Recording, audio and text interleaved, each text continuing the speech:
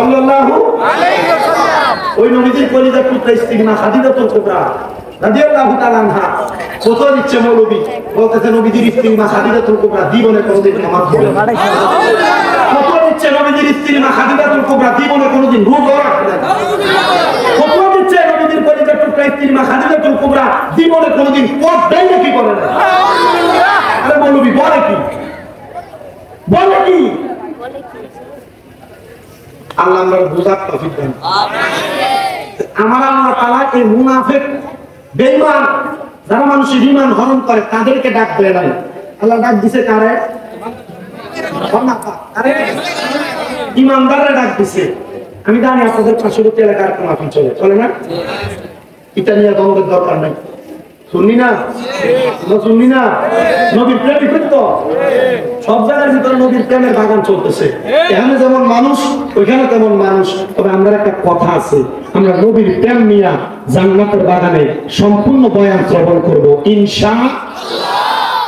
আল্লাহ বললেন ইয়া আইয়ুহাল্লাযীনা আমানু, হে ঈমানদারেরা, সাল্লু আলাইহি, তোমরা ওই নবীর উপর দুরূদ আদায় করো। আল্লাহ বুঝতে পারলাম ওই নবীর উপর দুরূদ আদায় করব, কেমনে করতাম?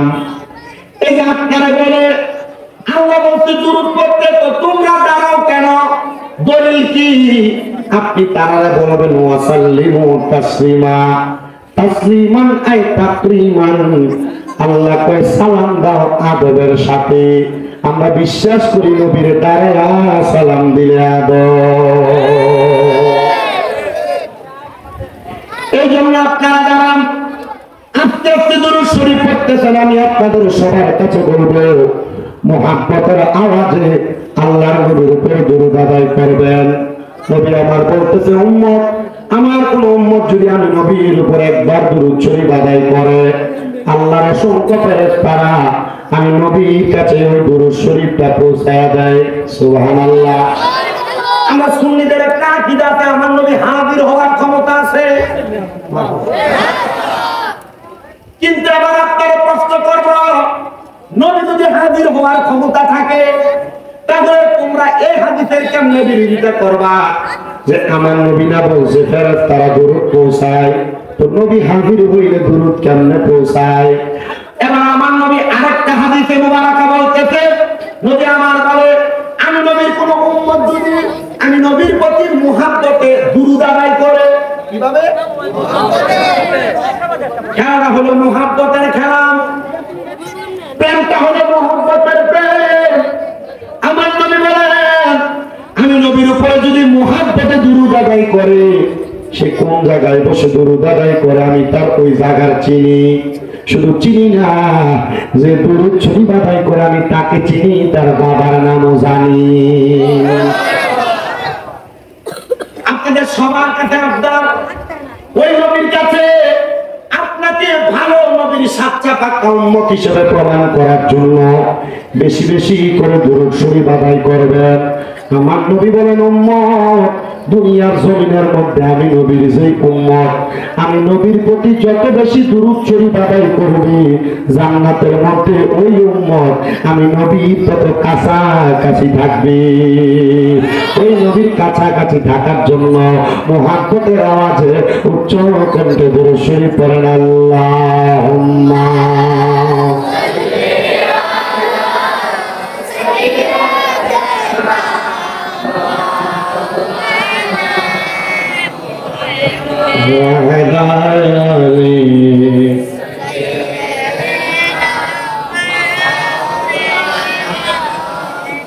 নবীজি আপনার ভালোবাসায় জীবনের গুনাহ ঝরে যায়।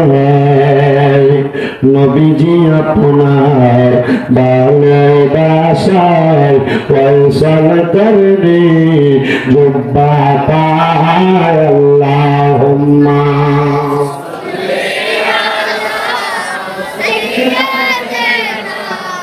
মাওলানা মুহাম্মদ ওয়া আলা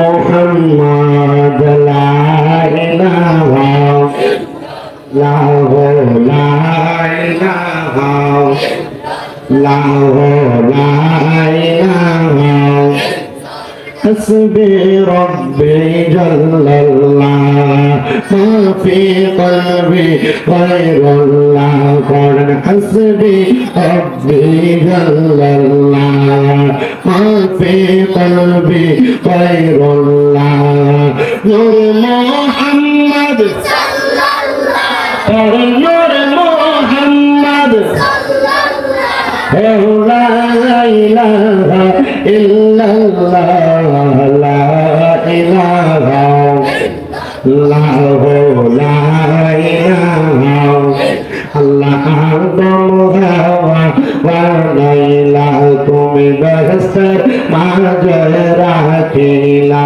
বলেন আদম হাওয়া বানাইলা আল্লাহ বেহেশতের মাঝে রাখিলা আবার হিকমতে গম খাওয়াইয়া হিকমতে গম খাওয়াইয়া দুনিয়াতে পাঠাইলা লা ইলাহা ইল্লাল্লাহ লা ইলাহা আল্লাহ ছাড়া মাবুদ নাই আমার নবীজি সারা পাই নাই ওই নবীকে পাইতে হইলে ওই নবীকে পাইতে হইলে আল্লাহর নিদের দয়া চাইলা ইলাহা ইল্লাল্লাহ লা ইলাহা লা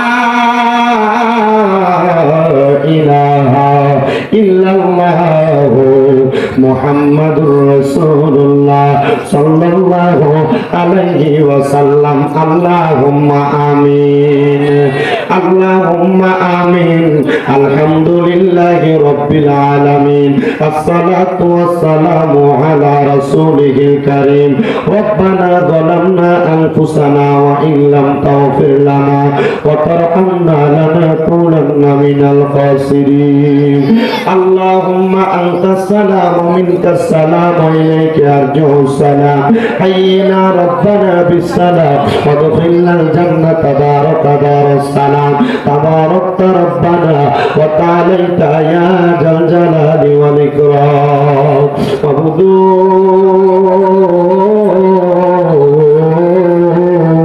ও দয়াল আল্লাহ একটু রহমতের নজর করে তাকিয়ে দেখেন গো আল্লাহ এই কুমিল্লা জেলার অন্তর্গত হোমনা থানাধীন সমারামপুর 2 সরকারি প্রাথমিক বিদ্যালয় মাঠ প্রাঙ্গণে কবরবাসীর রোগের মাগফিরাত কামনায় ইসলামী সুন্নি মহাসম্মেলন সাজাইয়া আমার সঙ্গে এলাকার উলামায়ে কেরাম দাড়ি পাকা মুরব্বী বাবারা যুবক নওজোয়ান ভাইয়েরা ছোট্ট ছোট্ট মাসুম বাচ্চারা পর্দার অন্তরালের আমার কত মা বোনেরা জীবনের গুনাহগুলা মাপ পাওয়ার আশায় আমিন আমিন করে 2টা হাত বাড়িয়ে দিছি গো আল্লাহ যার হাত তোমার দরবারে মায়া লাগে পছন্দ হয় ওই হাতের উসিলায় আমরা প্রত্যেকের জীবনের গুনাহ মাফ কইরা আমরা বেগুনাহ মাসুম বান্দা বানায়া দাও আল্লাহ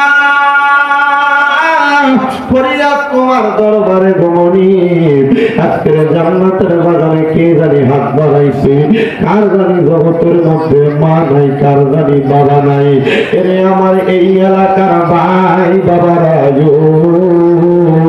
কিরে ভাই মাইকের আওয়াজ তোমাদের কানে যায়নি রে ভাই মুনাজাত হইতেছে রে ভাই আমার আল্লাহর দরবারে আমিন আমিন করে 2টা হাত বাড়াইয়া দাও আমাদের বিশ্বাস আছে রে ভাই আমার আল্লাহ একটা হাত খালি ফিরিয়া দিবে না এরে আমার এই শুভারামপুর এবং আশেপাশে এলাকার মা বোনেরা গো কি গো মা মাইকের আওয়াজ তোমাদের কানে যায়নি গো মা মুনাজাত হইতেছে গো মা তাড়াতাড়ি তোমার ঘরের একটা কর্নারের মধ্যে নামাজের মুসল্লাটা বিছাইয়া আল্লাহর দরবারে আমিন আমিন করে 2টা হাত বাড়াইয়া দেন গো মা আমরার বিশ্বাস আছে গো মা আমার আল্লাহ একটা হাত খালি ফিরিয়া দিবে না গো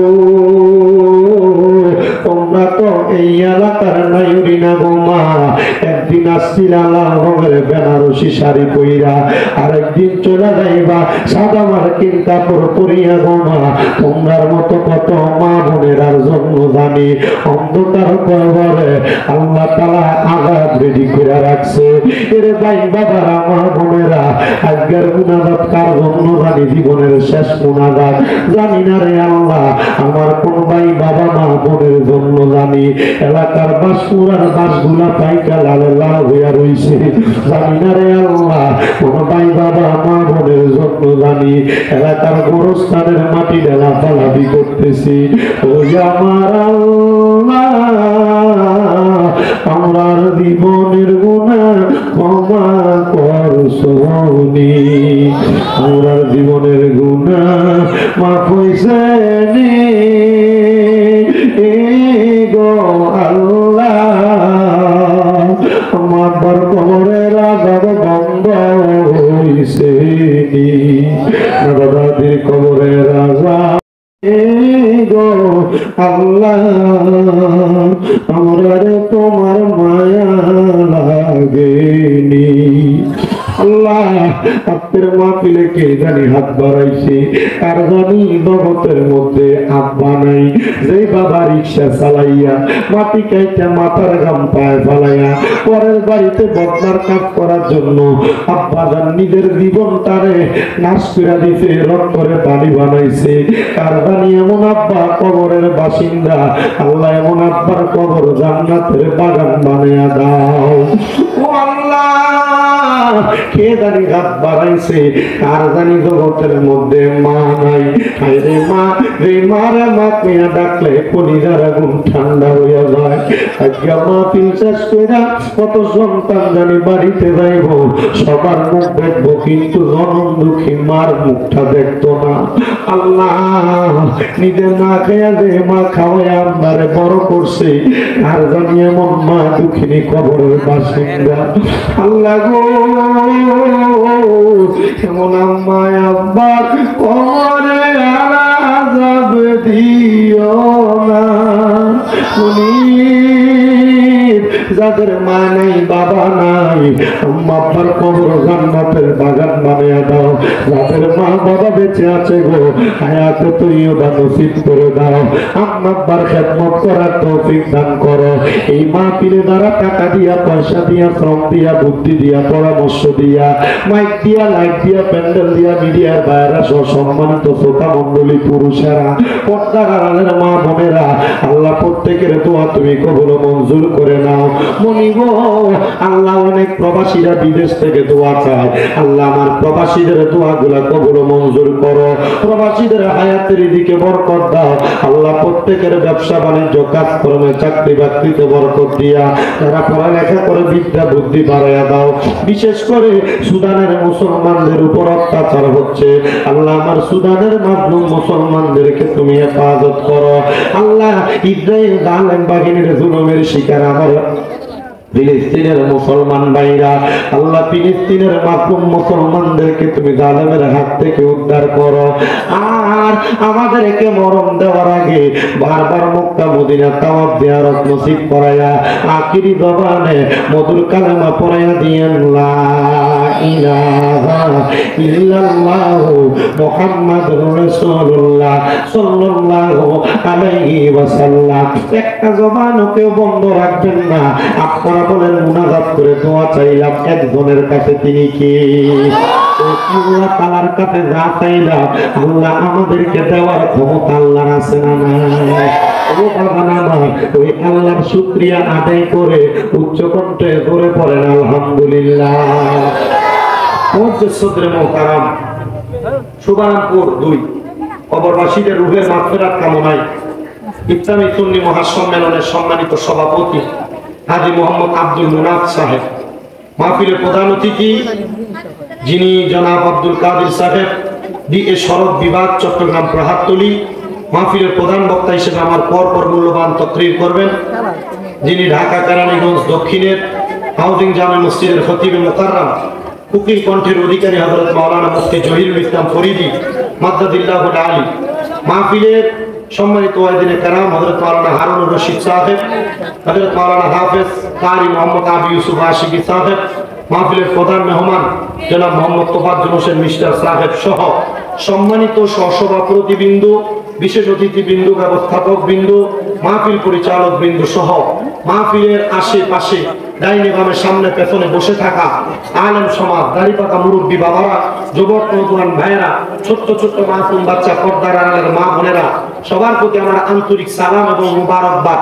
আল্লাহ তাআলা আজকের জান্নাতের বাগানে আমাদের সবাইকে আসার বসার তৌফিক দান করেছেন।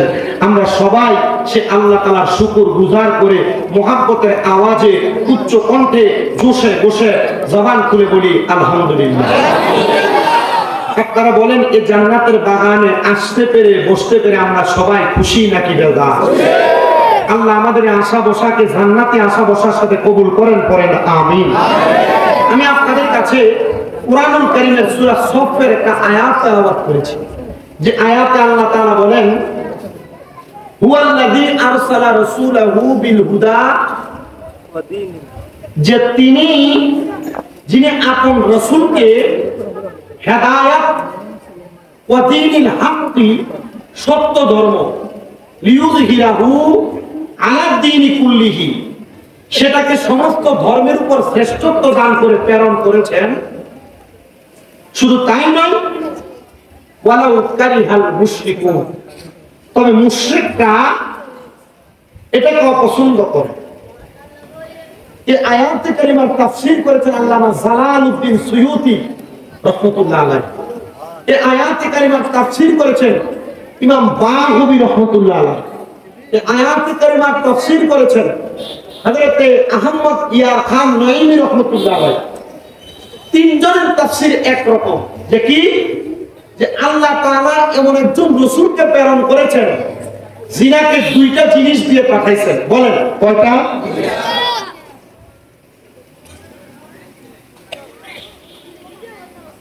আল্লাহ তাআলা যে দুইটা জিনিস দিয়ে আমার রাসূলকে পাঠাইলেন, ওই দুইটা জিনিস হলো, এক নাম্বার হেদায়েত, আর একটা হলো শ্রেষ্ঠ ধর্ম। কিন্তু ওই রাসূলকে ইয়া রাসূলুম ওয়া মা'না মুহাম্মাদুর রাসূলুল্লাহ সাল্লাল্লাহু আলাইহি ওয়াসাল্লাম, নবী জুড়ে সরে পড়ি আলহামদুলিল্লাহ। আল্লাহ তাআলা ওই নবীকে দিয়ে কিভাবে হেদায়েতের বাণী পাঠাইলেন, হেদায়েতের নূর প্রজ্বলিত করলেন, তারপর মানুষকে দ্বীনের প্রতি আহ্বান করলেন। একটু মন দিয়ে শুনবেন। আমার রাসূল দুনিয়ার জমিনের মধ্যে আসার আগে থেকেই তিনি রাসূল ছিলেন। মারহাবা বলবেন না? আল্লাহ তাআলার প্যারা হাবিব যখন আরবের মধ্যে ছিলেন, আমার আল্লাহ তাআলা বলেন আমি দুনিয়াতে কোনো মানুষ সৃষ্টি করি নাই। আমি সৃষ্টি করার আগে আমার সব রূহের জগতের রূহগুলাকে নিয়ে আমি আল্লাহ তাআলা প্রশ্ন করলাম, আলাস্তু বিরাব্বিকুম, আমি কি তোমাদের প্রভু নয়? তখন কোন রূহ কোন কথা বলে না। একটা রূহ আমি আল্লাহ তাআলার সামনে একবার উদিত হয়ে গেছে, আর রূহটা ডাক দিয়ে বলে ক্বালু বালা, হ্যাঁ আল্লাহ আপনি হলেন আমাদের প্রভু। আল্লাহ তাআলা বলে খুশি হইয়া ডাক দিয়ে বললেন, জগৎবাসী তোমরা শুনে রাখো, এই রূহ আর অন্য কোন ব্যক্তিত্বের রূহ নয়। এই রূহ হলো যিনি আখিরি জামানার পয়গম্বর, আমি আপনি যেই নবীর উম্মত, ওই নবী মুহাম্মদুর রাসূলুল্লাহ সাল্লাল্লাহু আলাইহি ওয়াসাল্লামের রূহ মুবারক। বলেন সুবহানাল্লাহ। আমার নবী রাহমাতুল লিল আলামিন, নবীকে আল্লাহ তাআলা তখন থেকে রাসূল ঘোষণা করেছেন, কিন্তু আমার নবী যুগের ধারাবাহিকতায় আস্তে আস্তে করে আমার নবীজি কলিজার টুকরা বাবা জান হযরত খাজা আব্দুল্লাহ ওনার নূরানী পেশানি থেকে ওনার আম্মা জানের গর্ভের মধ্যে আগমন করেছেন। আমার রাসূল আগমন করার পরবর্তী সময় থেকে রাসূলের পাকের হেদায়েতের নূর আমার রাসূলের পাকের উম্মতরা গ্রহণ করতেছে। কিন্তু নবীর উম্মত কখন থেকে হইল জানেননি বাবারা? নবীর উম্মত তো তখন থেকে হয় যখন থেকে আমার নবীজি 40 বছর বয়সে আমার নবীজি নবুয়তের দায়িত্ব পালন করা প্রকাশ্যে শুরু করলেন। আমার নবী আলমে আরফা থেকে নবী, আমার নবী আলমে আরফা থেকে রাসূল, কিন্তু আমার নবীজি যখন প্রকাশ্যে ইসলাম ধর্মের প্রচার করা শুরু করলেন, উম্মতে মুহাম্মদীগণ নবীর কাছে ইসলাম ধর্ম গ্রহণ করা শুরু করলো। তার পূর্বে ইহুদিরা আমার নবীরে বড় মুহাব্বত করত, তার পূর্বে ইহুদিরা আমার নবীরে বড় ভালোবাসত। বলো হুজুর কি বললেন? ইহুদিরা কেমনে নবীরে ভালোবাসত, ইহুদিরা কেমনে নবীরে মুহাব্বত করত? আর বাবা শুধু মুহাব্বত করত না, ইহুদিরা আমার নবীরে মুহাব্বত করে ভালোবেসে বিশ্বাস করে আমার নবীর উপাধি দিয়ে দিয়েছেন আল আমিন। বিশ্বাসী বিশ্বাসী আল আমিন উপাধি দিয়া ইহুদিরা আমার নবীর শ্রেষ্ঠত্বের প্রমাণ করেছেন। কিন্তু আমার আল্লাহ বলে আমি ইহুদিদের শ্রেষ্ঠত্বে আপনার শ্রেষ্ঠত্ব নাই। আমি আল্লাহ বললাম আপনার সম্মান, আপনার জিকির, আপনার মর্তবা আমি আল্লাহ তাআলা বুলন্দ করেছি, বানিয়েছি। ইহুদিরা আপনারা যতই উপাধি দিক না কেন, আমি আল্লাহ তাআলা আপনি নবীরে কাসেম বন্টনকারী বানিয়ে পাঠাইছি। আল্লাহ তাআলা সমস্ত সৃষ্টি জগৎ বানাইলেন, আল্লাহ তাআলা সমস্ত সৃষ্টি জগৎ সৃষ্টি করলেন। এই সকল কিছু সৃষ্টি কইরা আল্লাহ বলে আমি আল্লাহ তাআলা যদিও সৃষ্টিকারী হয়, আমি আল্লাহ আপনি নবীকে বন্টনকারী বানিয়ে দুনিয়ার জমিনে পাঠাইলাম। এ মুসলমান ইমানদারেরা, রাসূলের পাকের রাসূলিয়ত এবং নবুয়তের পাওয়ার দেখে দেখে ইহুদিরা পর্যন্ত আমার রাসূলের কাছে ইসলাম ধর্ম গ্রহণ করেছে, আমার নবীর খেদমত করেছে, নবীর ওযুর পানি পর্যন্ত আগে দিয়েছে। একজন ইহুদি যিনি আমার নবীর দরবারের মধ্যে আসা যাওয়া করতেন, কিন্তু যখন তাকে ইসলামের দাওয়াত আমার রাসূল মুস্তাফা সাল্লাল্লাহু আলাইহি ওয়াসাল্লাম নবী দিয়েছেন, তখন ইহুদি বলেন না না না, আমি আমার বাপ দাদার ধর্মকে বিলীন করে মুহাম্মদের ধর্ম, মুহাম্মদের খোদার ধর্ম গ্রহণ করতে পারবো না। কিন্তু আমার নবী বলেন আমি তখনও তাকে কোনো অবহেলা করি নাই, আমি তখন তাকে কোনো কিছু বলি নাই, আমি তখন তাকে তার মতো ছেড়ে দিয়েছি। কিন্তু বাংলাদেশের বর্তমান যে অবস্থা, কেউ যদি অন্য দলের হয় আর আপনি যদি আরেক দলের হন, লক্ষ্য করলে দেখা যায় এক দলের মানুষ আরেক দলের মানুষকে দেখতেন না ফিসকায়। কথা বল না?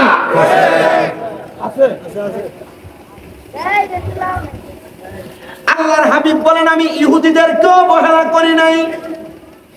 ইয়া রাসূলুল্লাহ কি করলেন? আমার নবী বলেন ইহুদিটা যখন আমার দরবার থেকে চলে যায়, ইহুদিটার সাথে তার সন্তানটা আমি নবীজির দরবারে আসতেন। যখন তার আব্বা জান আমার দরবারে আসা বন্ধ করে দিলেন, সে লুকিয়ে লুকিয়ে আমার দরবারে আসতো, আর আমি নবীর ওযুর পানি আমার আগে দিত। কে আগে দিত বলেন না? ইহুদি আগে দিত। কিন্তু বর্তমান এখন আমি জানি না তাদের এলাকায় রুসুম আছে কিনা। আগে মসজিদের ইমাম সাহেবদের ঢিলাকুলুর বক্তব্য ছাত্ররা বানাই দিত, ঢিলা বানাই দিত না, বানায় বক্তব্যের পরে সুতা দিয়ে দিত, গোসলের পানি আগায় দিত, হুজুরের জামা কাপড় দিয়ে দিত। আর এখন জামা কাপড় দিব, হুজুরের দমক দিয়ে ওরা কানতে কানতে বাইক গেলে পুরো গোষ্ঠী সুতা হুজুরে ভিড়ে গেলে কথা বল না কেন? নবীদের আদর্শ আমাদের জন্য যে কত মূল্যবান আর মর্যাদা সম্পূর্ণ, এটা আপনি আমি গ্রহণ করলে বুঝতে পারবো। আপনাদের দোয়ায় আমার তো অনেকগুলো মাদ্রাসা হয়তো অনেকে জানেন কুমিল্লা শহরে। আমি আমার মাদ্রাসার ছাত্রদেরকে যেটা শিখাই আর না শিখাই, আলহামদুলিল্লাহ আমার ছাত্রদের মধ্যে আপনি আদব খুঁজে পাবেন। আমার মাদ্রাসার ছাত্ররা এখনো তাহাজ্জুদ নামাজ আদায় করে, ছোট ছোট বাচ্চা নুরানিতে পড়ে যেগুলো। আমার মাদ্রাসার ছাত্র যারা ছোট ছোট প্রত্যেকদিন আসরের নামাজের পর মাগরিবের আগে খতমে খাদেগান করে কান্না করে, আপনি দেখবেন এই ছোট ছোট বাচ্চা কান্না করে যে আপনার কাছে মনে হবে এগুলো বুঝে কি আর কান্দে কেন? ছোট ছোট বাচ্চা চোখের পানি বাইরে বের করে। আমি আমার মাদ্রাসার ছাত্র যারা তারা শিখাই। আমাদের হোমনা মুরাদনগরে অনেক বাচ্চা আছে, ব্রাহ্মণবাড়িয়া, নরসিংদী, ময়মনসিংহের নেত্রকোনার বাচ্চা আমার মাদ্রাসা, কুমিল্লার চকবাজার নূরপুরে। আমি চেষ্টা করি তাদেরকে আদর্শটা শিখাইছি। আপনারা আপনাদের সন্তানদেরকে অনেক মা বাবা কাজ করাইতে চান, ছোট ছোট বাচ্চা আরে বুঝি কি, আরে আমি কি কাজ করবে, ছোট ছোট বাচ্চাদেরকে দিয়ে তাদের জন্য বলবেন, তাদেরকে কাজ করাবেন, নিজের ছোট ছোট জিনিসটা বাচ্চাদেরকে দিয়ে আনাবেন। তখন বাচ্চাটা কর্মমুখী হবে। আর আপনি এটা নুনতু নুনতু করবেন আর আদর আদর গুলু গুলু করবেন, এটা জ্বর সর্দি কাশি ঠান্ডি কত কিছু ধরবো, সপ্তাহ 3 বার ডাক্তারের কাছে যাবেন, ভালোই করবে। আর আগে পোলা বাইনে ভ্যাট যাচ্ছে বালু হাতাইছে কত কিছু করছে, মানুষের লোকের রোয়া হইতে গেছে, এ পোলারা এত লাইলে বয়ে দিয়া মানুষ খেতে রোয়া হয়েছে, এ পোলা মাশাআল্লাহ কি শক্ত গা সুঠাম দেহ, এলাকার সবচেয়ে বড় কুস্তি ধরে নেবে না। কি কথা বল না কেন? আমার নবীর দরবারের প্রত্যেকটা কাজ উম্মতে মুহাম্মদের জন্য ধর্মতে রূপান্তরিত হয়েছে, আর যে উম্মত এটাকে মানছে এই উম্মত সফল কাম হয়েছে।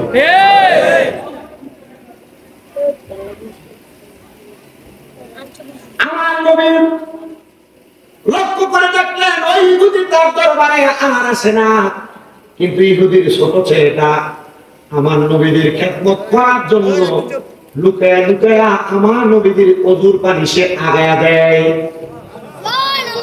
নবী রাহমাতুল লিল আলামিন, নবী মদিনার কামলিওয়ালা দয়াল নবী রাহমাতুল লিল আলামিন, নবী আমার তার খেদমত দেখে বড় উপকৃত হইলেন, বড় খুশি হইলেন। নবী আমার বলেন অল্প কিছুদিন যাওয়ার পর ওই বাচ্চাটা যখন আমার দরবারে আসে নাই, আমি ফজরের নামাজ পর্যন্ত অপেক্ষা করলাম, যোহরের নামাজ পর্যন্ত অপেক্ষা করলাম, আমি আসর পর্যন্ত অপেক্ষা করে আর সহ্য করতে পারলাম না। নবী আমার ছুটে গেলেন ইহুদির বাড়ির সামনে যায়, আমার নবী সালাম দেয়, আসসালামু আলাইকুম ইয়া মানিত্তাবা আলাল হুদা। আসসালামু আলাইকুম ইয়া মানিত্তাবা আলাল হুদা। ইয়া রাসূলুল্লাহ আসসালামু আলাইকুম ওয়া রাহমাতুল্লাহ, সালাম, কিন্তু আপনি সালাম দিলেন আসসালামু আলাইকুম ইয়া মানিত্তাবা আলাল হুদা, কারণটা কি? মুহাক্কিক উলামায়ে কেরাম বলেন, কোন জায়গার মধ্যে যদি দেখো কোন মুসলমান আছে, তার সাথে কোন বিধর্মী মানুষ, অন্য কোন ধর্মের মানুষ আছে, তখন তুমি সালাম দিবা আপনার উপর শান্তি বর্ষিত হোক, এবং আপনার পাশে যিনি আছে আলা মানিত্তাবা আলাল হুদা, এবং তাকে আল্লাহ হেদায়েত দান করুন। হিন্দু এবং মুসলমান একসাথে থাকলে সালাম দেওয়ার সিস্টেম আর নিয়ম আছে না নাই? আছে।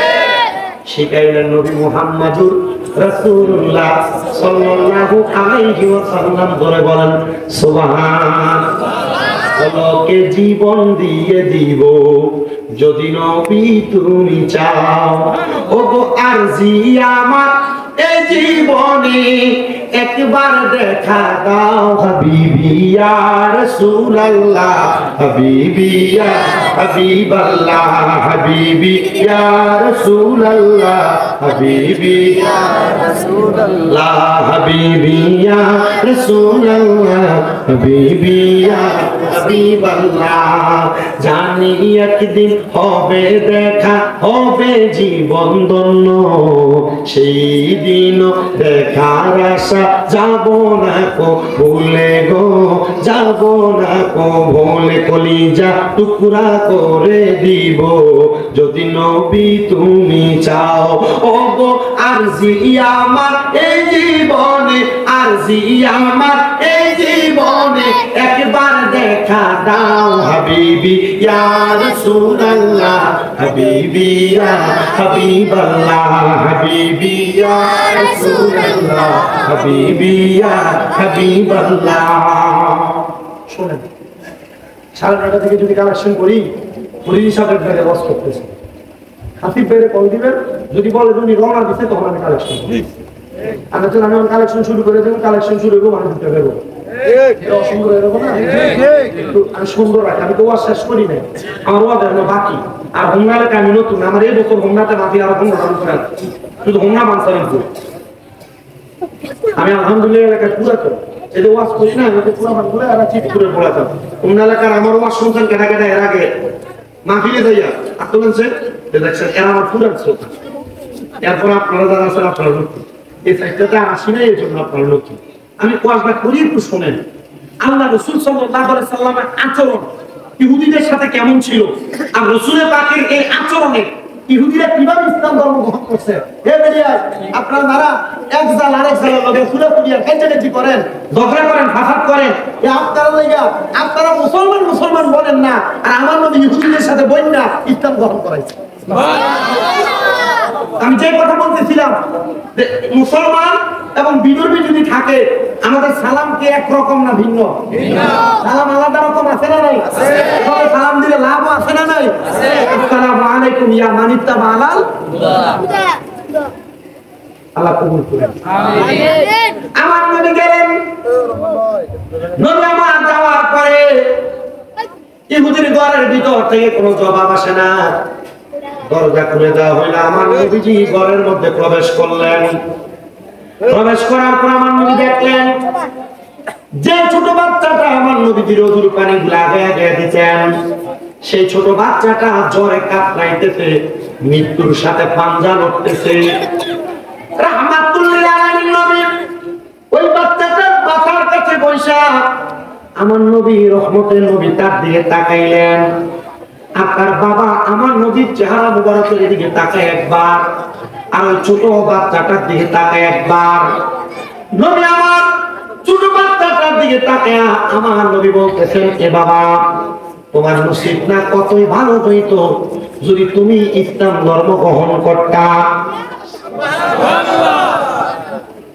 নবী ডাইরেক্ট ইসলামের দাওয়াত দিলেন, তোমার নসিব কত ভালো হইতো যদি তুমি ইসলাম ধর্ম গ্রহণ করতা। আমার নবী রাহমাতুল লিল আলামিন নবীজির এই কথা শুনা ছোট ইহুদির বাচ্চা ছেলেটা আমার নবীজির সামনে তার আব্বার চেহারা দিয়ে তাকায় একবার, আর আমার নবীজির চেহারা মুবারকের দিকে তাকায় একবার, বাবার চেহারার দিকে তাকায় একবার, আমার নবীজির চেহারার দিকে তাকায় একবার। তখন বাবা তার মাথা দ্বারা এবং মুখ দ্বারা ইশারা করলেন, হ্যাঁ নবীজি যেই কথা বলতেছে সেই কথাটাই সত্য। ওই ছোট বাচ্চাটা সাথে সাথে আমার নবীজির সাথে জবানের সঙ্গে জবান মিলে পড়লেন, লা ইলাহা ইল্লাল্লাহ মুহাম্মাদুর রাসূলুল্লাহ সাল্লাল্লাহু আলাইহি ওয়াসাল্লাম। কেউ আস্তে আস্তে পড়তেছে, কেউ জোরে জোরে পড়তেছে, আর কেউ গুনগুনাইতেছে। না রে বাবা, নবীজি এই কালেমা গুনগুন করে পড়লেন না। যদি সম্ভব হয় দৈনিক কমসে কম 20 বার এই কালেমা শরীফ পড়বেন। যদি 20 বার মৃত্যুর কথা স্মরণ করে কালেমা শরীফ পড়ে আপনি মারা যান, আপনার মরণটা শহীদের মরণ হয়ে যাবে। এজন্য আপনারা আস্তে আস্তে কালেমা শরীফ পড়েন না, একটু মুহাব্বতের আওয়াজে আবার পড়েন না, ইলাহা মুহাম্মাদুর সাল্লাল্লাহু আলাইহি ওয়াসাল্লাম। জবান খুলে উচ্চ কণ্ঠে জোরে পড়েন আলহামদুলিল্লাহ। ছোট বাচ্চারা কালিমা পড়ার সাথে সাথে আমার নবী রাহমাতুল লিল আলামিন নবী মদিনার তাজদার হুজুর নূর সাল্লাল্লাহু আলাইহি ওয়াসাল্লাম নবী আমার বাইরে বের হয়ে গেলেন। নবীর সঙ্গী সাথী সাহাবায়ে কেরামের দিকে তাকিয়ে আমার নবী হাসতেছেন আর বলতেছেন, তার কপাল কত ভালো, তার নসিব কত ভালো, সে জান্নাতীদের কাতারে পড়ে গেছে। চিন্তা করে দেখেন, আমার নবীর জবানের সাথে জবান মিলে কালেমা পড়ার কারণে সে জান্নাতীদের কাতারে পড়ে গেছে। এজন্য আমার নবী হেদায়েতের নূর এবং সত্য ধর্ম নিয়ে আগমন করেছে। সত্য ধর্মের বাণী, সত্য ধর্মের স্পর্শ যারা যারা পাইছে তারাই দুনিয়া এবং আখিরাতকে উজ্জ্বল বানাইছে। এবার আপনারা বলেন, এই সত্য ধর্ম ইসলাম পায় আপনারা সবাই খুশি না বেজার? সত্য ধর্ম ইসলাম পায় আমরা সবাই খুশি, কিন্তু আমরা সুদ খাই, আমরা ঘুষ খাই, আমরা হারাম খাই, আমরা পরের হক পাইলে মাইরা খাই, আমরা মুসলমান দাবি করি, আমরা মাথায় টুপি আছে, পাঞ্জাবি আছে, আমরা সুদে টাকা লাগাই। আপনারা বলেন, এমন হারাম করো, সুদ করো, তারা মুসলমান দাবি করে আবার সুদের টাকা খায়, এমন মুসলমানও বাংলা সমাজে আছে না? না, শুধু আছে না, আমরা সমাজের মানুষ এই সুদকুটিরে ধরে নিয়ে মসজিদ কমিটি সভাপতি বানায়, সমাজের মানুষ এই সুদকুটিরে ধরে নিয়ে মসজিদের সেক্রেটারি বানায়। আমরা সমাজের মানুষ এলাকার সর্দার মাথা পরি দায়িত্ব সুদখোর, ঘুষখোর, হারাম ভর্তিরে দেয়। কথা কোন ঠিক কিনা? জমি দখল করে 500 টাকা খাইয়া বিচার ঘুরে দেয়, এমন মাথা পরের কাছে, সরকারের কাছে, ফদাইনার কাছে দেয়। আল্লাহর কসম করে বলি রে, মুসলমান দাবি করে যদি হারাম খাও, সুদ খাও, ঘুষ খাও, পরের হক মেরে খাও, আর 500 টাকা এক কাপ চায়ের কাপে দেখা দেয়া বালা বিচার করে খারাপ ভাবে ঘুরে দাও, ওটার কসম ও নবীর উম্মতের দলেরা, এই বিচারের কারণে আমার আল্লাহ তাআলার কাঠগড়ায় আটকা পড়ে যাইবা। এবার আপনারা বলেন, নামে মুসলমান, কামে সুদ খায়, ঘুষ খায়, এমন হারামখোর সমাজে আছে না? না, বেটারা সুদ খায় না, শুধু বাড়ি বাড়ি আমার সাথীরা, আমার মামিরা সুদের ব্যবসা করে, কথা কয় না? কাছে কয়, কাকা সম্ভব হইবনি, 10,000 টাকা দিতাম 3 মাসের লাগা, চাচাকে আমার কাছে নাই, ও চাচির কাছে চাইয়া দেখ, তার বইনে দিছিল, তার কাছে কয়টা দিয়া চাইলা দিবার লাগিয়া।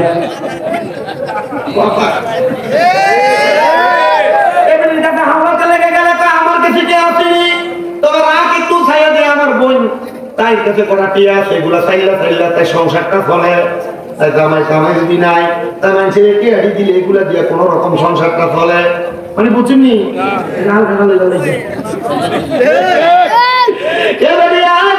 তোমরা যারা পদ্মারাম করা তাই কামার ওয়াজ শুনতেছ আর সুদের ব্যবসার লগে জড়িত আছো, বাড়ি বাড়ি সুদের টেহা লাগাও, তোমার বইনের টিয়ার পঞ্জিত টিয়া কইয়া তো সুদের টেহা লাগাও। আল্লাহর কসম গো, আমার আল্লাহ তাআলা তোমারে কঠিন বিচার করবে।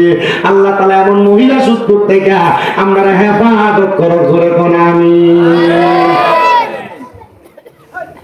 আরেকটা সুদ আছে, ন্যাশনাল সুদ, যেটা আমরা দেশে চলে আর কি বেশি। বেড়ার এলাকায় মানুষ সুদখোর কইব, এলাকায় মানুষ ঘুষখোর কইব, এই কথা চিন্তা কইরা বেড়া এলাকাতে সুদের টেহা লাগায় না। আগে সরকারি চাকরি করতো, 20-30 লাখ টাকা পেনশনের টেহা পাইছে, এবার তার দোকানে বইয়া বইয়া মানুষের গিবত করে, মানুষের বদনাম করে। এবার যদি কয় কাকা কামাই দিল না, এখন করেন কেমনে, কয় আল্লাহ চালায়, কিন্তু তলে তলে খবর হয়ে দেখা যায় এবার ব্যাংকে 20 লাখ টাকার এফডিআর করে রাখছে। এই এফডিআর নামক ইন্টারন্যাশনাল সুদ, এটা হালাল না, এটা হারাম। চিন্তা করে আরেকটা সুদ আপনার বউ আপনার ফার্মিয়া খাওয়ায়, এটা কোনটা আমি জানি না, ঘরে আর আমার এলাকা যাওয়া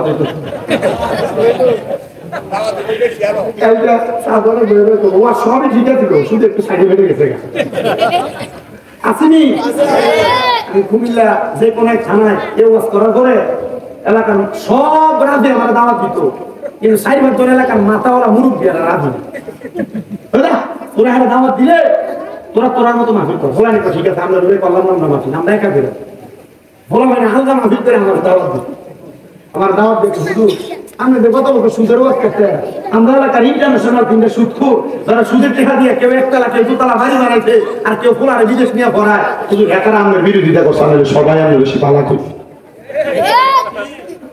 আমি বুঝে পেয়েছি, তার মানে আমার বিরোধিতা যদি করে একটা সুদ খুঁড়িতে করবো, কি কর যে সুদ আপনার বউ আপনার ভাম দিয়ে খাওয়াই, ওই সুদ আর অন্য কোনো সুদ না। ওইটা হলে দেখবেন আপনার বউ আপনার একদিন কানে কানে কয়, তুমি তো যা ইনকাম করো সব খাইয়া দাও। এ স্বামী, আমার আবুদার একটা ভবিষ্যৎ আছে, আমরা জিভুতির একটা ভবিষ্যৎ আছে, আয়োরা ব্যাংকের মধ্যে আমরা দুইজনে মিলে একটা ডিপিএস করি। চিন্তা করতে তলে তলে আমিও ফিরে যাচ্ছি, আমাদের গায়ে ফিরে গেছে। আপনার বউ আপনারা যে ডিপিএসটা করাইতেছে, এই ডিপিএস আপনি 3 বছর 10 লাখ টাকা রাখলে 5 বছর পরে টাকা বললে 5 লাখ বেশি দিব, আরে 5 লাখ বেশি সুদের টাকা দিয়ে আপনি আপনার ফুতের ভবিষ্যৎ গড়ে তুলবেন। আমার বিশ্বাস হয় না রে, হারাম টাকা দিয়ে আপনার ফুতের ভবিষ্যৎ হইব নি। আমার মনে করি এই হারাম টাকা দিয়ে সন্তানের ভবিষ্যৎ বানানোর পরে এ ফলা কোনোদিন তার মা বাপরে বাদ দিত না। কথা বল না। আবার এখন তো বহুত মৌলবী সাহেবরা সুদের ওয়াজ করা বুঝা গেছে, কথা বল না কেন? সুদের ওয়াজ করলে খুব কষ্ট, খুব কষ্ট। কেন সুদের ওয়াজ করতে গায়ে লাগে? কারণ আর মসজিদের সেক্রেটারি হুজুর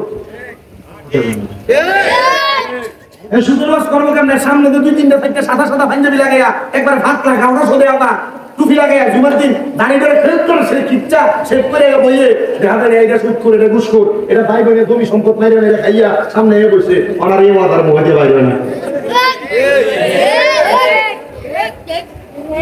সমাজের মানুষের ক্ষতি করার জন্য, সমাজের মানুষকে অত্যাচার অনাচার করার জন্য লক্ষ্য করলে দেখা যায় অনেক মানুষ বসে থাকে মানুষের ক্ষতি করার জন্য।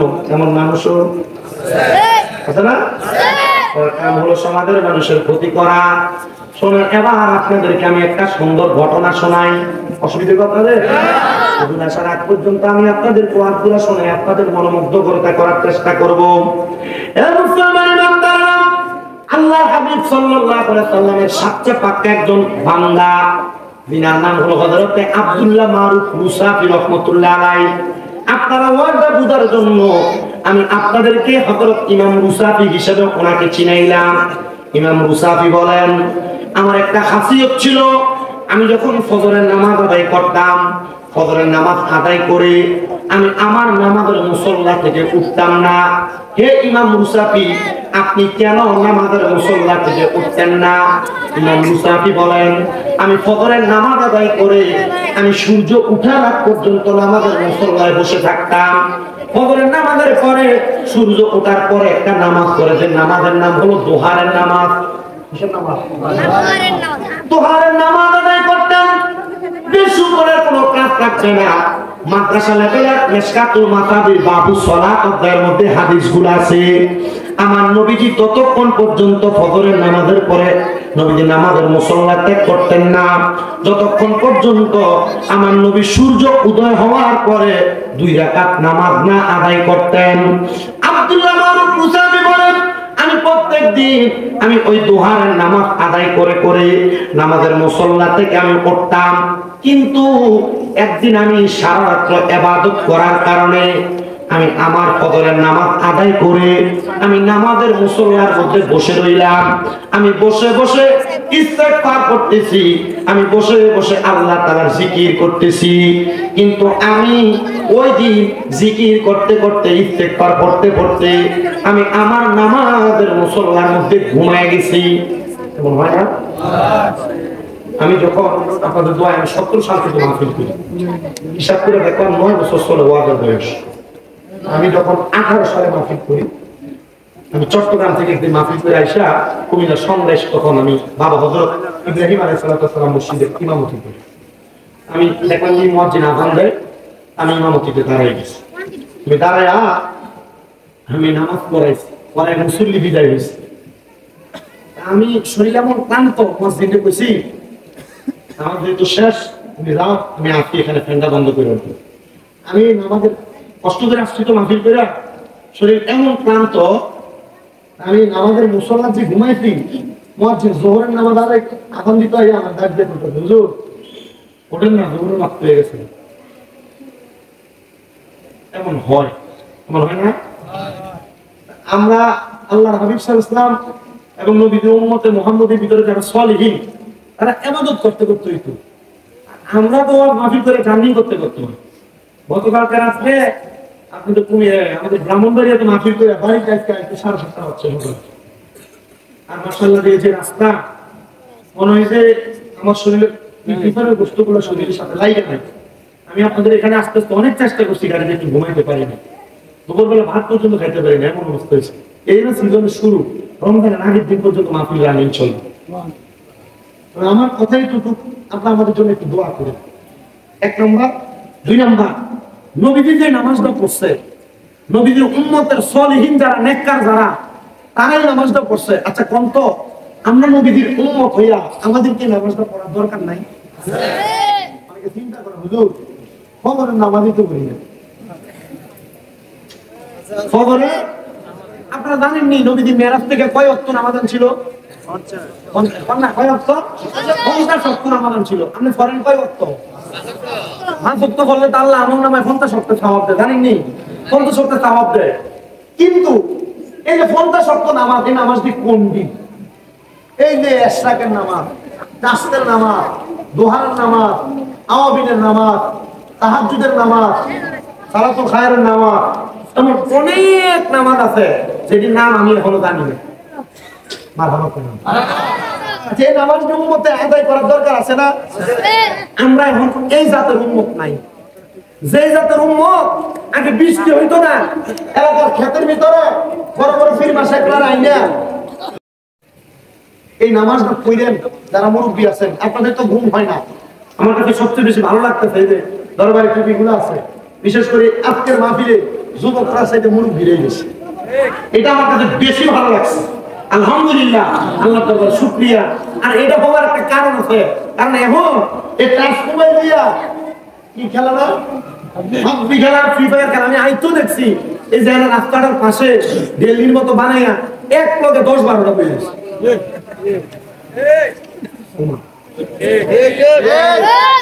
বহু সংসার নষ্ট করে দিছে, বহু পরিবার নষ্ট করে দিছে। আল্লাহ আমাদেরকে বোঝার তৌফিক দান করুন।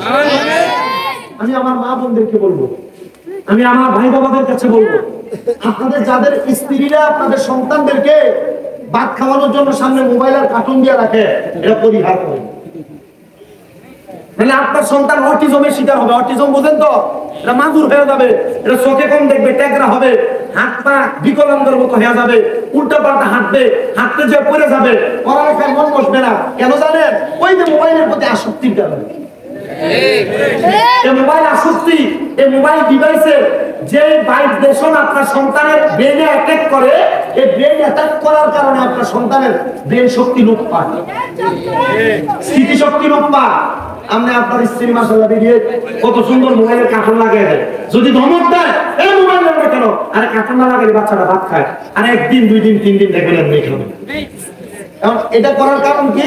কারণ বেরি যখন এই ফুতেরে আর এই ধীরে ফেড়ে হয়েছে, এমনি মাশাআল্লাহ দিলে তাসবিহ করব, জিকির আজকার করব, দুরূদ করব না, এমনি কাম এটা না।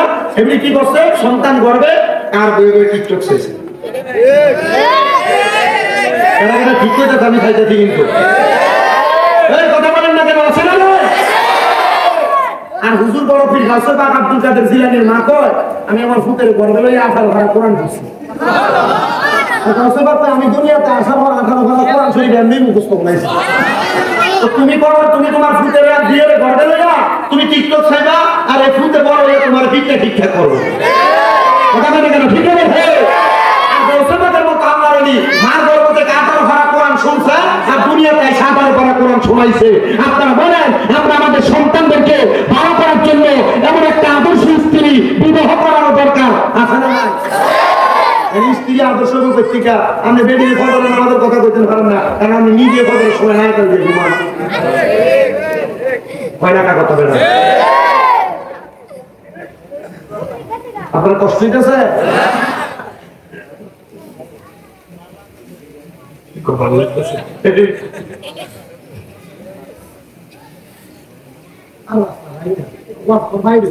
আমি কি আপনি সুবাস করলাম? সমস্যা হইব আপনারা কি জানেন? পোষানো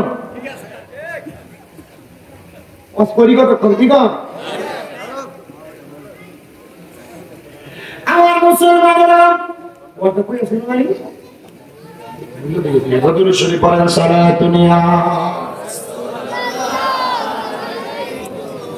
সালামুনিয়া সাল্লাল্লাহু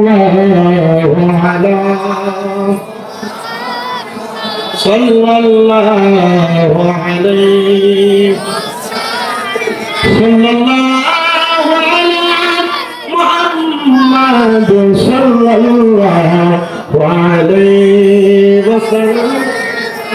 হযরত ইমাম মুসাফির উনি বলেন, আমি আমার নামাজের মুসল্লার মধ্যে ফজরের নামাজের পরে ঘুমায় গেলাম। আমি যখন ঘুমায় গেলাম,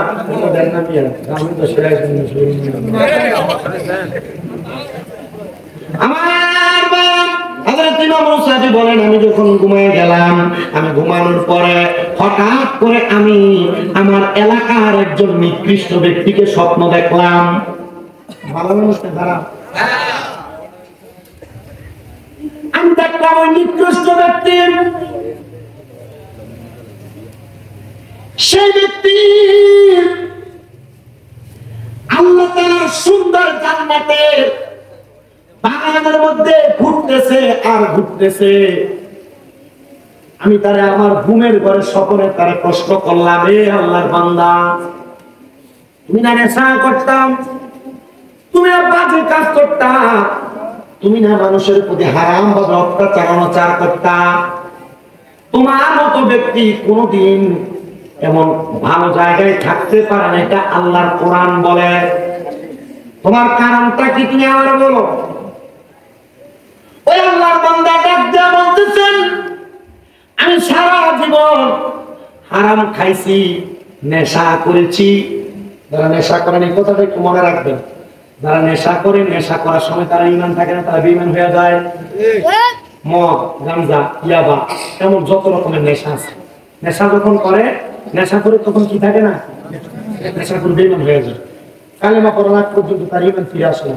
2 নম্বর, আপনারা যারা চুরি করেন, চুরি বুঝেন তো, চুরি বুঝেন তো, মনে করেন আমার একটা গাছের বড়ি আছে, ক্ষেতের মূলা, ক্ষেতের ক্ষীরা, গাছের কাঁঠাল, গাছের আম, গাছের ক্ষেতের দৈন্য ভাতা, গাছ কাটতে গেলে মূলা বেঁধে মেলা দৈন্য ভাতা, মালিকের অজান্তে তাকে না বললে কোনো কিছু নিয়ে আমার কি করে, কারণ অজান্তে কাউরে ঠকাইয়া কম দেওয়াটা কি কর, চোর যখন চুরি করে তার ঈমান থাকে না, কালেমা পড়ার আগ পর্যন্ত তার ঈমান ফিরে আসে না। 2 নম্বর। 3 নম্বর, কোন জেনাখোর যখন জেনা করে, এই যার ঘরে বউ আছে, তুমি তোমার চাচাতো বোনের দিকে চাও, খালাতো বোনের দিকে চাও, খালাতো বোনের দিকে চাও, এ মহিলারা যারা স্বামী বিদেশে, আপনারা যারা স্বামী ছাড়া অন্য পর পুরুষের সাথে কথা বলেন, এটাকে জিনা বলে। কি বলে? জোরে বল। কিছুদিন আগে কুমিল্লা চান্দিনার এক ছেলে ফোন দিয়ে কাঁদতেছে, হুজুর আমার বিদেশ করা 7 বছরের ইনকামের টাকা আমার স্ত্রীর অ্যাকাউন্টে, আমার 2টা বাচ্চা, একটা বাচ্চার বয়স 4 বছর আর একটা বাচ্চার বয়স 7 বছর, আমার স্ত্রীর আমার বাচ্চাগুলো ফলে চলে গেছে বলে বেড়া ফেল ফেল করে কান্না করে দিয়েছে। আমি দেখলাম কান্দেন কেন বেড়া, যে বেটি আপনার চিন্তা করছেন আপনি এই বেটির জন্য কান্দেন? আমার তো হুজুর আমি আমার এই বউয়ের জন্য কান্দি, আমার টাকা নিয়ে গেছে আমি এর জন্য কান্দি না, আমি কান্দি আমার 2টা বাচ্চা ফালাই হয়ে গেছে বাচ্চাগুলোর জন্য। আমি বিয়ে করলে আমার বউ আসবে, কিন্তু আমার এই বাচ্চাগুলো তার মা আর পাবে না।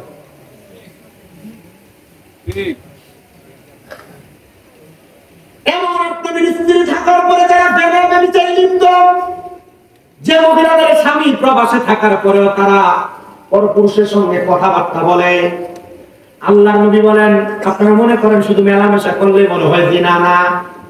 একটা পুরুষ মানুষ আর অপরিচিত গায়রে মাহরাম নারীর সঙ্গে কথা বলা তার মুখের জিনা, গায়রে মাহরাম নারীর দিকে তার চোখ দিয়ে চাওয়া তার চোখের জিনা, গায়রে মাহরাম নারীর কথার আওয়াজ তার কান দিয়ে শোনা তার কানের জিনা, গায়রে মাহরাম নারীর দিকে হাত দিয়ে স্পর্শ করা তার হাতের জিনা। শুধু মেলামেশা করলেই জিনা হয় না, মুখের কথার দ্বারা জিনা হয়, চোখের তাকানোর দ্বারা জিনা হয়, কানের কথা শোনার দ্বারা জিনা হয়, মহিলাদের গলার আওয়াজের গান শোনার দ্বারাও জিনা হয়। আর আপনারা এই বাউল গান শুনবার লাগা বেরিয়ে যেই বাউল গানের আসরে আপনারা তাড়াতাড়ি এটাতে যান। কথা বলে কেন? এটা জানা দেবে যার প্রকাশ্য জানা বাউল গান হয় না লাগা। আর তুই বলে থাক নাম এটা এটা করে বহু জায়গার মধ্যে তখন রামদাই উরুস মুবারক ইসলামের ভিতরে শিল্পী নামায় দেয় অমুক সরকার বেডি কাহিনী দেখা যায় কত সুন্দর জিনি মিলেন না পোশাক পরা বেডি নাচে। আল্লাহর কসম যেদি এগুলার আয়োজন করে এগুলা 1 নাম্বার বেহায়া, যারা এগুলা করে তারা আরেক নাম্বার বেহায়া, আর আপনাদের মধ্যে যারা যারা এগুলা দেখতে যান আপনারা তার চাইতে আরো বড় বেহায়া। এখন আর ঠিকটা ঘুরে গেল কোনটা দিয়ে, কারণ আটটা পার সামনে দিয়া কোমরটা ঢুকানি দা খাওয়ানোর লেগা এটা সামনে দিয়ে বলে পারস না। এবারে কিন্তু মসজিদে তো বলে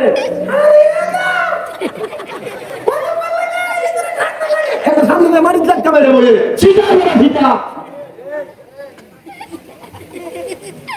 আসেনি? দাড়ি ভেঙে গেছে, এবার এলাকার সব মুরব্বী কবরে গেছে, আর এবার এই ভিতর বাউল গানের ভিতর থেকে কয় অতিথি 10,000 টাকা দেয় এটা, আর মাহফিলে লেগে কয় 10,000 টাকা দাও, নাই তো কামিন কিনা কামিন সরকার না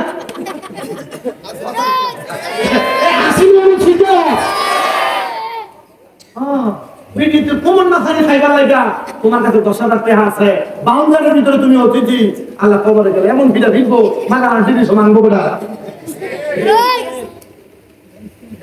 এমন আপনারা বলেন এমন বাউলটার নামক পুরুষ মোবারকের নাম দিয়ে বেরিয়ে দিয়ে গান বাজনা করায় এমন সিটারের দল, এমন বন্ডের দল সোনার বাংলাদেশে আছে না?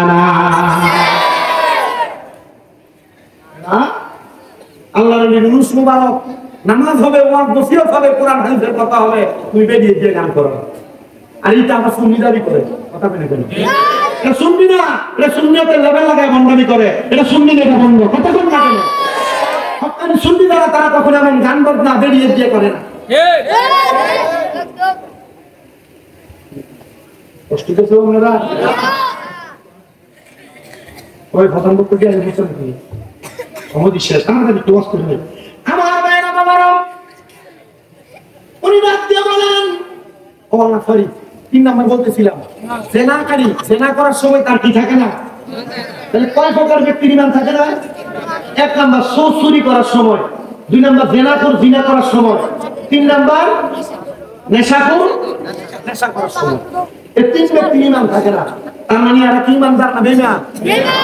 আমি যে মাশাআল্লাহ নেশা করার লোকের সম্পর্কটা বহুত ভালো কথা বলা কেন? পোলা বান্দারা সব আপনার নেশা করছি এর করে দিল সম্পর্ক বড় বাবা কি লাগা? কারণ একটা নেশা করে মারলে দেখবেন 10-15টা বুন্দা লয়ে যাবে, কারণ এক করে বলে জামাতে নেশা করে কথা বল না কেন?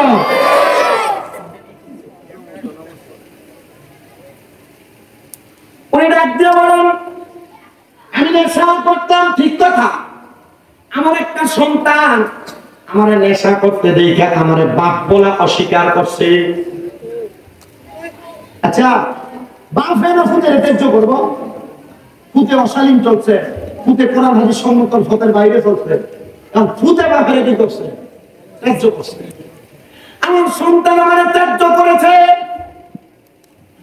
আমার সন্তান আমার ত্যায্য করে আমার বাড়ি থেকে যাইয়া সে দিনই ইলম অর্জন করেছে, আল্লাহর কোরআন মুখস্থ করেছে।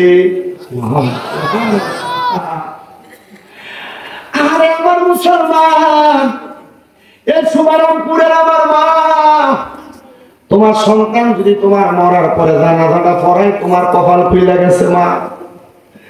আল্লাহর নবী কয় কোন মা বাবার সন্তান আলেমে দিন হয়ে গেলে ওই সন্তান তার মা বাবার জানাজার নামাজ পড়াইলে সালাম ফিরানোর আগে তার মা বাবার জীবনের গুনাহ মাফ। আমার মাদ্রাসার এক ছাত্র তার বাপ ট্রাক চালায়, ওরা কোরআনে হাফেজ হয়েছে, কানতে কানতে আমার গলা ধরছে, হুজুর আপনারা কোয়া শুনছি এটা আমার জীবন হয়েছে, আমি এরকম গন্তমূর্খ আমার ফুটে কোরআনে হাফেজ, এখন বেড়া যে পরিমাণ ঠান্ডা দিয়া টুপি বেড়ে ঘুরে এবার একটা বড় মসজিদ ইমাম সাহেবের মতো লাগে। কেন ভাবলাইছেন হুজুর আমার ফুটে হুজুর আমার ফুটে হুজুর আমি যদি ভেঞ্চার ফেলে ঘুরি মানুষ আমার কি করবো, আর আল্লাহ দরবারে মুখ দেখান কেমনে, তার লাগে আমি আমার ব্যবস্থা পরিবর্তন করে ফেলছি। মারহাবা কোন না উনি ডাক দিয়ে বলেন আমার সন্তান কোরআনে হাফেজ হওয়ার পর আমি এমন একদিন নেশা করতে করতে আমি একবারে অবস্থা খারাপ আমার হয়ে গেছে, আমি মরে যাবো এমন অবস্থা। আমি আমার স্ত্রীকে বললাম হে আমার স্ত্রী তোমার কাছে আমার একটা আবদার স্ত্রী, আমি তো তোমার কাছে কোনো কিছু চাই নাই, আমার সন্তানটারে আমার শেষবারের মতো একবার দেখতে বলে না। সন্তান তো বাবারে দেখবে না কারণ বাবা নেশা করে, সন্তান তো বাবারে দেখবে না সন্তানের বাবা নেশা করে। সন্তানের মা ডাক দিয়ে কই পুত্রে আমি এখন পর্যন্ত তোর কাছে কোনো কিছু চাই নাই, তোর আব্বা মৃত্যুর সাথে পাঞ্জা লড়তেছে, আয়না রে তোর আব্বা গান একটু দেখতে হায়। সন্তানকে আমি আমার মার কথা পালাইতে পারি নাই রে, কারণ মার কথা যে সন্তান শুনে না ওই সন্তান আল্লাহ দরবারে মুখ দেখাইতে পারবে না, আল্লাহ তারে পছন্দ করে না। কোন সন্তান রে বউর কথা শুনে মার ধমক দাও? কোন সন্তান রে বাহিরে বগরা ফাটাত করে এসে মা বাপরে ধমক দাও? আমিও মাঝে মাঝে আল্লাহর দরবারে মাপ চাই। আল্লাহ, জানি না মা বাবার সাথে সুন্দর আচরণ করতে পারি কিনা, তবে তুমি যদি মাপ না করো আমারে কেউ মাফ করবে না। এ মুরব্বী বাবা, এ যুবক ভাই, এ বুড়া মুরব্বী বাবা, যারা ছোট বাচ্চারা কোনদিন মা বাপ কোনো কাজের জন্য বললে ভাবতাম না বলে কথাটা ফালাই দিও না। আল্লাহর দরবারে ধরা খেয়ে যাইবা। কোনদিন মা বাপ তোমার ধমক দিলে মা বাপরে গেঞ্জি দিয়ে তাকায়ও না, মা বাপের দিকে বাঁকা নজরে তাকায়ও না। খুদার কসম কোনো জবাব দিতে পারবা না। মুসলমান রে, ওই সন্তান মার কথা শুই না দৌড়ে তার আব্বা জানের কাছে গেছে। আব্বা গো, আপনি আমারে বুঝি দেখতে চাইছেন? এ আব্বা, আমি নেশা করার কারণে তুমি আমারে পছন্দ করো না, আমার কাছে আসো না। বাবারে, আমি তো মারা যাবো, তোর একবার শেষবারের মতো আমি দেখতে চাইছি। সন্তান কই সুযোগ পাইছি, ডাক দিয়ে কই, আব্বা যান, আপনি মারা যাইবেন, সারা জীবন পর্যন্ত নেশা করেছেন, আমি আপনার কাছে আবেদন জানাই, আপনি এই মুহূর্তে তাড়াতাড়ি আপনার মুখটা ধৌত করেন, ওযু বানান, আমি আপনার কালেমা পড়াই দোয়া পাঠান। বলে, আমি আমার সন্তানের কথা শুই না, ওই দিন রাত্রবেলা কালেমা পড়ছি, আমার সন্তানের কথা শুনে ওযু কইরা শুইছি, ওযু কইরা শুইয়া রাত্রবেলা আসরের নামাজ পড়া পরের দিন ফজরের নামাজও পড়ছি। ফজরের পরে আমি যখন ঘুমাইছি, ঘুমানোর পর আর আমি সজাগ হইতে পারি নাই, আমি ইন্তেকাল করেছি। ইন্না লিল্লাহি ওয়া ইন্না ইলাইহি রাজিউন। আমি যখন ইন্তেকাল করলাম, এরপর থেকে আল্লাহ তাআলা আমার নাজাত দান করেছে। বলে, কারণ কি? কারণ কি? বলে, আমার সম্পদের অভাব নাই, আমার টাকা পয়সার অভাব নাই, ধন দৌলতের অভাব নাই, আমার আল্লাহ তাআলা আমার ধন দৌলত গুলো আমার সন্তান ওয়ারিসদার হওয়ার কারণে সে আল্লাহর কোরআন শিখা তার সম্পত্তির মধ্যে সে আল্লাহ তাআলার কোরআনের দাওয়াত দেওয়া শুরু করেছে। জোরে করেন সুবহানাল্লাহ। এ হুজুর, এজন্য আমার আল্লাহ তাআলা আমার সারা জীবনের গুনাহ এক রাতের তওবায় মাফ করে দিয়েছে। এলাকায় খাত তালিম হয়, এলাকায় খতমে গাউসিয়া হয়, এলাকায় 11 শরীফের মাহফিল হয়, যেখানে প্রতি সপ্তাহ প্রতি মাসে মাসে মাহফিল হয়। আপনাদের কাছে আবদার, প্রতি রাতে একবার হলো তওবা করবেন, প্রতি রাতে একবার হলো আল্লাহর কাছে মাফ চাইবেন। কোন সময় আল্লাহ মাফ করে এটা কিন্তু আপনি বলতে পারবেন না। আল্লাহ যদি মাফ করে, ওই ক্ষমার কারণে, মাফের কারণে আপনি দুনিয়া আখিরাতে মাফ পেয়ে যাবেন। উনি বলেন, আমি দুনিয়া থেকে কবরে আসার পর আমার একটা নেক সন্তানের দোয়ার কারণে আল্লাহ আমারে মাফ করে দিয়েছে। আল্লাহ, আপনি কাদেরকে মাফ করেন? আল্লাহ কয়, শোনো, রাদিয়াল্লাহু আনহুম ওয়া রাদু আন, যারা আমি আল্লাহর সন্তুষ্ট করে, আমি আল্লাহ যাদের প্রতি সন্তুষ্ট হই, আমি তাদেরকে মাফ কইরা জান্নাত দান করি। আল্লাহ তারা কারা? আল্লাহ বলতেছে, যালিকা লিমান খাশিয়া রাব্বা, যারা আমি আল্লাহরে বেশি বেশি ভয় করে, আমি আল্লাহকে বেশি বেশি ভয় করে, আমি আল্লাহ তাদেরকে মাফ করি। আমার শুভারামপুর এলাকার বাবা, শুভারামপুর এলাকার মুরব্বী বাবারা, আপনারা আমার আল্লাহরে খুশি করতে পারছেন কিনা জানি না। ও আল্লাহ, আপনি কি করলে খুশি হন? নামাজ পড়লে, রোজা রাখলে, হজ করলে, যাকাত দিলে, দান সদকা করলে, ভালো ভালো কাজ করলে, আল্লাহ কয়, হ্যাঁ, এগুলা করলেও আমি খুশি হয়ে যাই। এটা হলো খায়রে বিল ইখলাস, এটা হলো খায়রে বিল ইখলাস। কিন্তু খায়রে বিল তাকদীর হলো, তোমরা যদি তোমাদের আম্মা আব্বারে খুশি করো, আমি আল্লাহ তাআলা খুশি হয়ে যাই। আরে আল্লাহ পড়ে নবী আমার, আল্লাহ পড়ে নবী আমার, তারপরে মা জননী, মাঝে আমার নয়নের মণি কন্যা, মাঝে আমার নয়নের। সবাই কয় না মারে ভালোবাসেন না বুঝি? মারে যদি ভালোবাসা থাকেন মুহাব্বতে পড়েন, আল্লাহ পড়ে নবী আমার, আল্লাহ পড়ে নবী আমার, তারপরে মা জননী, মাঝে আমার নয়নের মণি কন্যা, মাঝে আমার নয়নের। আল্লাহর নবী ডাক দিয়া কয়, জগতের মানুষ, আমার আল্লাহ তাআলার ঘোষণা, ওই মা বাপরে খুশি করলে আমার আল্লাহ খুশি হয়ে যায়। আল্লাহ কেমনে গো? কয়, রাদার রব্বি ফি রিদাল ওয়ালিদাইন, মা বাবার সন্তুষ্টিতে আমি আল্লাহ তাআলা সন্তুষ্টি হয়ে যায়। এ সন্তান, এ শুভারামপুর এলাকার পর্দার অন্তরালের মা, বহু মহিলারা তাদের জামাই তাদের মা বাপরে মানে মহিলা শ্বশুর শাশুড়িরে বেশি খাওয়াইলে তারা পছন্দ করে না, শ্বশুর শাশুড়িরে বেশি দেওয়া পছন্দ করে না। যে ফুতের বউটা বোকা, এই ফুতের বউটা এই কামনা করে। যে মহিলা থালা, এই মহিলা কখনো শ্বশুর শাশুড়িরে জুদা করে না, শ্বশুর শাশুড়িরে আলাদা করে না। বলে হুজুর কেন কেন কেন? মহিলারা শুইনা লওগো, তোমার স্বামী যদি তার মা বাপরে খাওয়ায়, আল্লাহ তাআলা তোমার স্বামীর ইনকামে বরকত দিব, তোমার স্বামীর কামাইয়ে বরকত দিব, তোমার স্বামী দিদিকে বরকত দান করব। এ যুবক ভাই, এই মুরব্বী বাবা, মা বাবার পেছনে টাকা পয়সা খরচ করলে দাম কমে না, ইজ্জত কমে না, সম্মান কমে না। মা বাবার পেছনে টাকা পয়সা খরচ করলে দাম বাড়ে, ইজ্জত বাড়ে, সম্মান বাড়ে। কিন্তু আমাদের সমাজের সন্তানেরা, আমাদের সমাজের বর্তমান সেকুলেশন একটা সিস্টেম হয়ে গেছে। বলে কেমন সিস্টেম? সন্তান তারা যদি 2 ভাই হয়, সন্তান তারা যদি 3 ভাই হয়, মা বাপকে জুদা করে দেয়। সকালবেলা মায়ের ঘরে ভাত খায়, দুপুর বেলা এক ঘরে ভাত খায়, রাত্র বেলা এক ঘরে ভাত খায়। মা বাবার ভাত খাওয়ানি নিয়ে বিচার বসে, মা বাবার ভাত খাওয়ানি নিয়ে সালিশ বসে। ও সন্তান, তোমরা যারা তোমাদের মা বাপকে জুদা করে দাও, মা বাপকে আলাদা করে দাও, মা বাপরে বাদ দাও না, ও সন্তান দে তোর পাও আমার সামনে দে, আমি আমার দিব্যা দিয়া তোর পা পরিষ্কার করে দিতে রাজি আছি। বলে হুজুর কেন? ওই মা বাপরে বাদ না দিয়া, মা বাপরে কষ্ট দিয়া, স্বামীন্দ্র দানা পুরা হুমনা থানার বড় আলেম দিয়ে ওয়াজ করাইবা, পুরা কুমিল্লা জেলার বড় আলেম দিয়ে ওয়াজ করাইবা, সারা বাংলাদেশের বড় মুফতি মুহাদ্দিস মুহাক্কিক আলেম দিয়ে ওয়াজ করাইবা, কোনো লাভ হবে না। তুমি যদি তোমার মা বাবার মনে কষ্ট দিয়া থাকো, মা বাপরে বাদ না দিয়া থাকো, তোমার মতো শ্রোতার আমার দরকার নাই। বলো হুজুর কেন?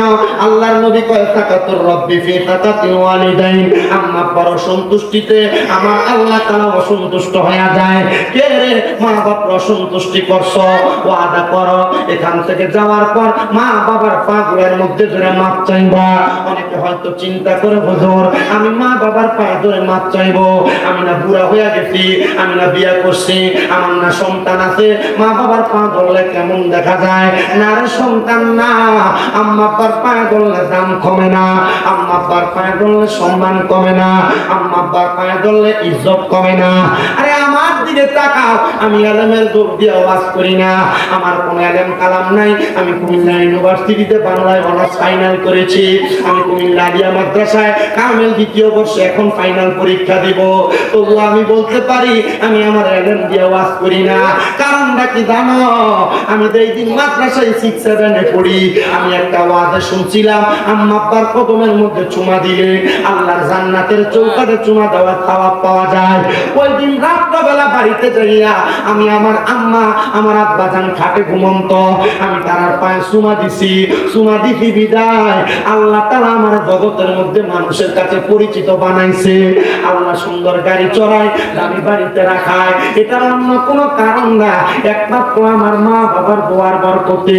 আপনারা শুনলে হয়তো অবাক হইতে পারেন, আজকে 6 মাসের উপরে আমার আম্মা জান অসুস্থ অবস্থায় পড়ে আছে। আমার আম্মা জান অসুস্থ রাইতে রাইতে মাহফিলে আসি, আমার একটা ভক্ত আমার আম্মা জানের খেদমত করে, তবুও আমি আল্লাহর কাছে কান্দি, আল্লাহ আমি যে আমার মার খেদমত পরিপূর্ণ করতে পারি না, আল্লাহ গো এটার জন্য আপনি হয়তো আমার বন্দি করবেন, এটার জন্য আপনি হয়তো আমার জরিমানা করবেন, এটার জন্য হয়তো আপনি আমার ময়দানে মাসর আটকাইবেন। ও আল্লাহ, মানুষ আমার দাওয়াত দিয়া দিয়া নিয়ে যায়, কিন্তু আমি আমার মায়ের খেদমতটার মধ্যে কোনো ত্রুটি রাখি নাই।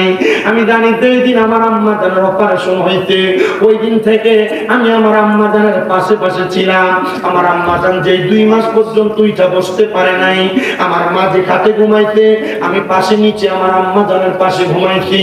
এখনো পর্যন্ত আমি আমার মার কোনো কাজ করতে লজ্জা বোধ করি না। আজকে আমি গোসল করার আগে নিজের হাত দিয়ে আমার পায়ের নখগুলা কাইটা দিছি। এটার কারণ আমি ছোট হই নাই, এই যে ওয়াদারে ফ্যান্ডেলে আমি স্টেজে বসছি এই চেয়ারে, আমার মুরব্বী আব্বারা আমার থেকে বেশি আলেমওয়ালা হুজুররা বসা, এটা আমার কোনো জোর না, এটা আমার আম্মা আব্বার দোয়ার জোর। ওর সন্তান বিদেশ যাইতে পারো না, কামাই করো বরকত হয় না, কঠিন রোগ হয়ে রইতে ভালো হয় না, ও সন্তান ব্যবসা করো বরকত হয় না। আমি বলবো রে আমার সুবারামপুরের বাবা, মা বাবার কদমে লুটে পড়বা, এখান থেকে বাড়িতে যাইয়া মা বাবার পাউডির মধ্যে ধরবা। যতক্ষণ পর্যন্ত তোমার মা বাবা মুখ দিয়া বলছে তোমারে মাফ করে দিছি, ততক্ষণ পর্যন্ত মা বাবার পাও চাইরো না, চাইরো না, চাইরো না। কারণ মা বাবার পায়ে পড়লে তোমার দাম কমবে না, তোমার সম্মান কমবে না, তোমার ইজ্জত কমবে না। মা বাবার পায়ে পড়লে তোমার দাম বাড়বে, ইজ্জত বাড়বে, সম্মান বাড়বে। আর আমি শুধু পায়ে ধরে সালাম করি না, আমি মাঝে মাঝে সুযোগ পেলে আমার ঠোঁটটি দিয়া মা বাবার পায়ে চুমা দেই। চুমা দিলে কি স্বাদ, কি মজা! আল্লাহর জান্নাতের চৌকাঠে চুমা দেওয়ার সওয়াব পাওয়া যায়। শিরিকার বেদাতের ফতোয়া খুতবা না না না না না না না কুইজো না। কারণ আম্মা আব্বা এত বড় রত্ন, ওই মা বাবার মতো রত্নরে দত্ত না করলে জাহান্নাম। মা বাবার মতো রত্ন বাইচা থাকতে মাপ চাও। অনেকে চিন্তা করে হুজুর দুই ঈদের সময় মা বাবার পাশ দিয়া সালামি তো করি না, আমি কেমনে মা বাবার পায়ে চুমা দিব? এ সন্তান, তুমি চুমা দাও আর না দাও, তুমি পা ধরে মাপ চাও আর না চাও, জাননি রে যাদের মা নাই, যাদের বাবা নাই, তারা চিন্তা করতে যে হুজুর যাদের বাড়িতে বাবা আছে, যাদের বাড়িতে মা আছে, তারা বাড়িতে গিয়ে মার পায়ে ধরে মাপ চাইবো। আমার তো আম্মা নাই, আমি কার পায়ে ধরে মাপ চাইবো? অনেকে চিন্তা করে হুজুর যাদের বাড়িতে বাবা আছে, তারা বাড়িতে যাইয়া বাবার পায়ে ধরে মাপ চাইবো। ও হুজুর আমার তো আব্বা নাই, আমি কার পায়ে ধরে মাপ চাইবো? ও সন্তান, তোমার আব্বা মা বড় কষ্ট করে তোমার মানুষ করছে, আব্বা নিজের রক্তরে পানি বানাইছে, নিজে খায় নাই, তোমারে খাওয়াইছে। আজকে ওই বাবা কবরে, আব্বা কবরে কেমন আছে তুমি সন্তান জানো না। ভালোবাসি তোমায় বাবা, বুকটা যে যাইছি রে, তোমার কথা হৃদয় মাঝে পড়ছে বারে বারে। বাবা তুমি কেমন আছো ছোট মাটির ঘরে, তোমার কথা হৃদয় মাঝে পড়ছে বারে বারে। বাবা গো ও বাবা, বাবা গো ও বাবা। এ সন্তান, তোমার বাপ মা তোমার লাখ লাখ টাকার জায়গা জমি দিয়া গেছে, তুমি ওই জায়গা জমি ব্যবহার করো, কিন্তু তুমি তোমার মা বাবার জন্য দোয়া করো না।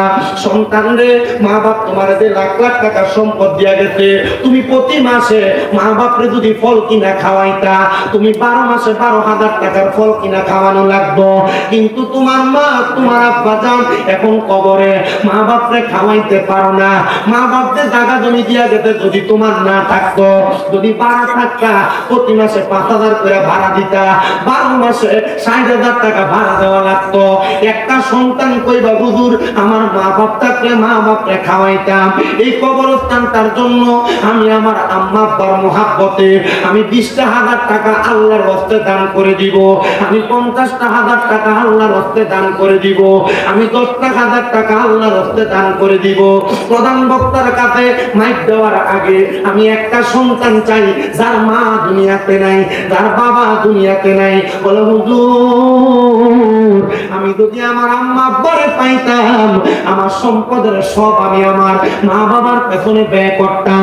এখন আমার মা কবরে, আমার বাবা কবরে, এই কবরস্থানের উন্নতি করবে একটা সন্তান নিয়ে আসো, 20,000 টাকা আল্লাহর রাস্তায় এই কবরস্থানের জন্য দান করবা। পারলে নগদ দিবা, না পারলে 2 মাস 5 মাস 1 বছর পরে দিবা। আসেননি একটা সন্তান 20,000 টাকা দিবেন, 20,000 দিবেন। হাতটা বলবেন হুজুর আমার মা নাই, আমার বাবা নাই, বংশের কবর আজাব আমি মাপ চাই, আমি 20,000 টাকা আল্লাহর রাস্তায় এই কবরস্থানের জন্য আমি দান করব। একজন হাতটা বাড়ায় বলবেন, একজন সন্তান। সবাই একটু দূর শরীফ পড়েন আল্লাহুম্মা